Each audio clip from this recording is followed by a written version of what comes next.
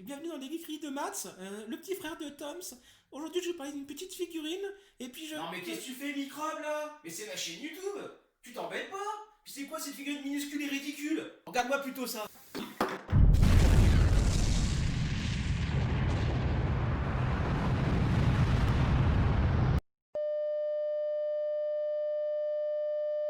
Salut mes petits geeks. Désolé pour la petite aparté, hein, vous connaissez les petits frères, ils sont pénibles, mais pénibles. Ils essaient toujours de nous copier et de prendre nos places, voilà. Moi je m'en suis débarrassé, il est attaché au fond de la cour. Donc vous êtes bien avec Toms, et aujourd'hui on regarde une figurine Volt Boy de Fallout. Alors, figurine, statuette, voire même statue, vu la taille assez impressionnante. Je suis fan de Fallout depuis le 3. Oui, je sais qu'il y en a certains qui vont me huer, hein.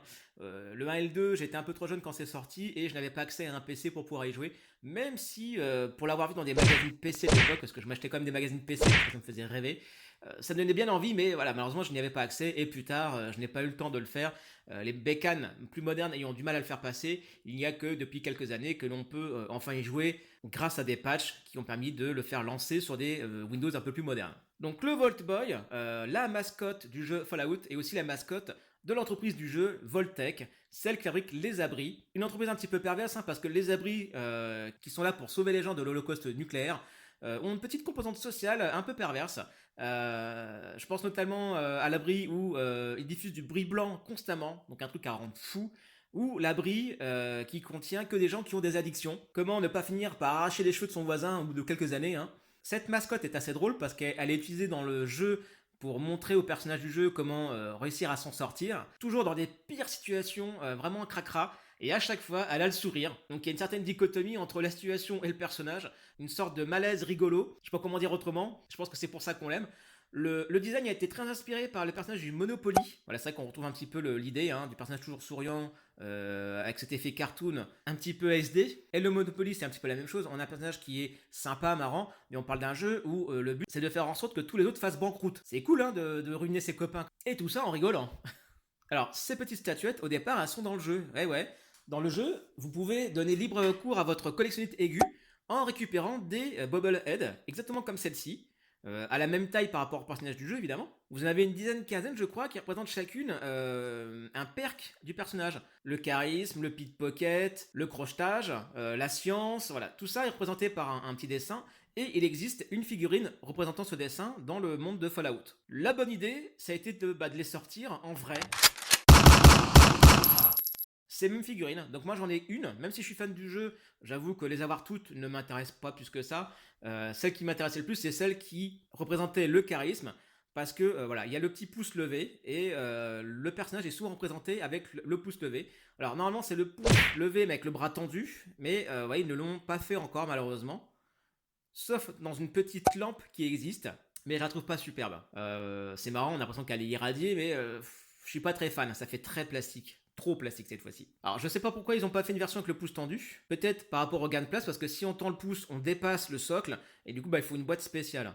Donc ici ça serait pas très grave, mais sur celle-là, une plus grosse boîte, ça serait compliqué pour le transport, hein. Alors pourquoi le bras tendu avec le pouce levé? Selon la légende, en fait, si vous tendez le bras et que vous levez le pouce et que vous regardez un champignon atomique d'une explosion qui vient d'arriver, si le champignon est plus petit que votre pouce, c'est bon, vous n'êtes pas en danger.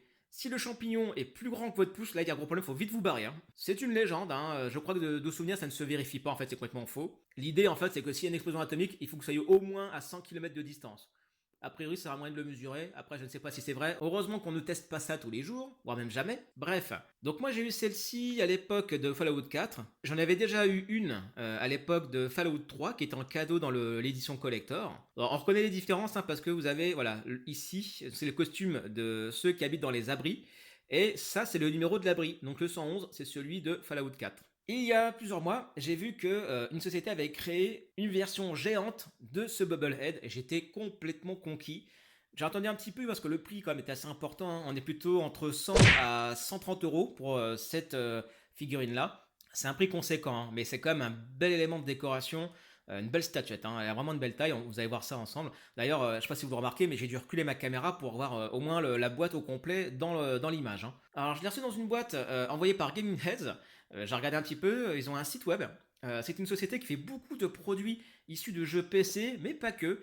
Ils ont une petite statuette de Raziel, de Legacy of Kain, qui me fait de l'œil, mais Mais le prix, il est assez important quand même, hein. Alors, moi je pensais qu'ils étaient juste distributeurs, et en fait non, je pense qu'ils sont aussi fabricants des produits, et pas que distributeurs. Donc on retrouve sinon un beau carton pour le protéger, donc le Fallout 4 Vault Boy, 111 Charisma Mega, Bubblehead, et ouais parce qu'apparemment celle-ci c'est comme celle-là, hein. On peut bouger la tête.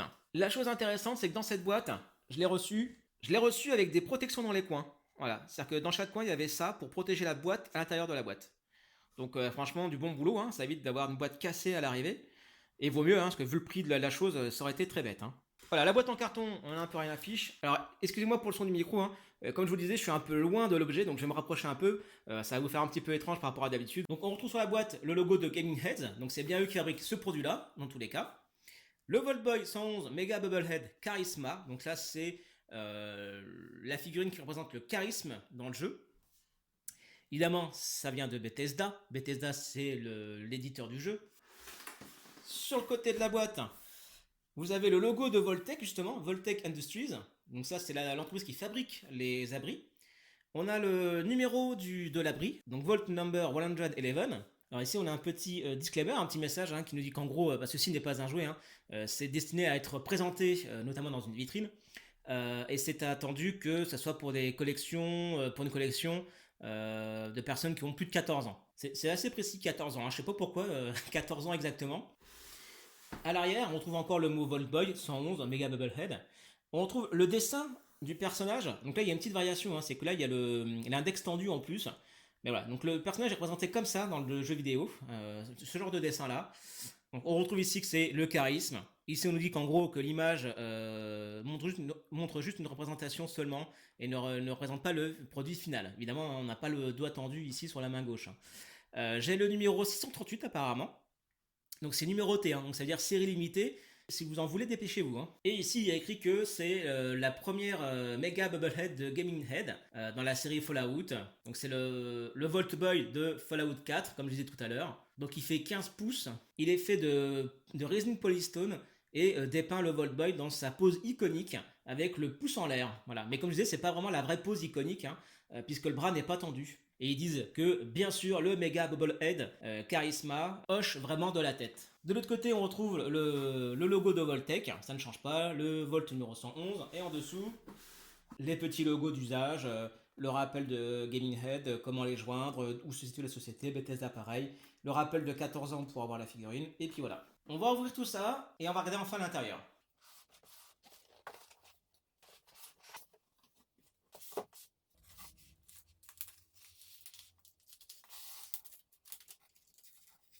Alors remarque qu'il y a une petite carte ici, je vais vous montrer. Donc je pensais que c'était une carte pour le display, après vous pouvez la mettre devant, hein, pour présenter la figurine dans une collection. Mais là où je mets mon pouce, il y a un petit code. Et ouais, petite bande de fripons, hein, j'avais pas à vous le montrer, hein. C'est un code à utiliser sur le site, et apparemment, en enregistrant ce produit, quand on aura des produits suivants, ils auront le même nombre. Mais le même nombre de quoi? Le même nombre au niveau de la statuette? C'est-à-dire que j'aurai toujours le numéro 637 s'il y a d'autres séries limitées? J'ai pas trop compris le délire. Sur la boîte en polystyrène, en relief, on peut revoir Vault Boy 111, Charisma, Mega Bubblehead, le nom d'entreprise, et puis Fallout 4. C'est assez sympa.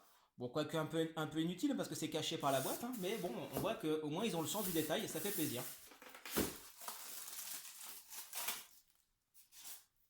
Et voici la figurine bien emballée. Alors, dans la boîte, on a le socle, qui est bien accroché et bien lourd. En même temps, il faut ce qu'il faut pour tenir la figurine. Donc écrit Vault-Tec, avec de quoi tenir la figurine ici. Des petits patins antidérapants et le numéro 638 qu'on retrouve ici. Et surtout, on a la figurine qui est ici.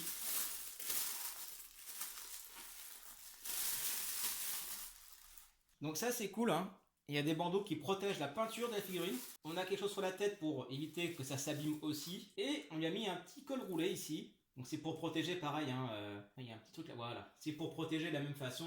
Voilà, éviter qu'il y ait des frottements au niveau du cou, vu que c'est un Bubblehead, je le rappelle, hein, un méga Bubblehead. Donc le cou bouge. On dirait le Petit Prince comme ça. Donc voilà la figurine. Vraiment très très bonne taille, hein, très grosse taille. Vous voyez ma main à côté, hein. La tête bouge. On retrouve la pose Charisma, avec le pouce levé et le bras, mais malheureusement qui n'est pas tendu. Au niveau du pied, on a une petite tige en métal, hein, pour maintenir dans le socle avec une certaine stabilité. On pose la figurine comme ceci, dans le socle, et voilà, et ça tient bien. Franchement, je suis impressionné. Alors, ce qui est assez cool, quand vous mettez le Voltec bien écrit devant, vous avez la pose iconique de la figurine, avec le pouce parfaitement aligné avec le Voltec, donc vraiment c'est superbe. Bon, ce qui est important, c'est que si vous préférez le mettre comme ça, ou plutôt comme ça, ben là on voit moins le mot Voltec. Mais voilà, la vraie pose, c'est comme ça. On a la fameuse tête qui bouge, ça marche super bien. Alors je vais éviter de trop bouger parce que ça cogne au niveau du cou, faudrait pas abîmer la peinture. Et si je mets l'autre à côté, voilà, là on voit la taille, la différence de taille. Vraiment, celle-ci à côté fait minuscule par rapport à celle-ci. On a donc une très très belle statuette pour tout fan de Fallout.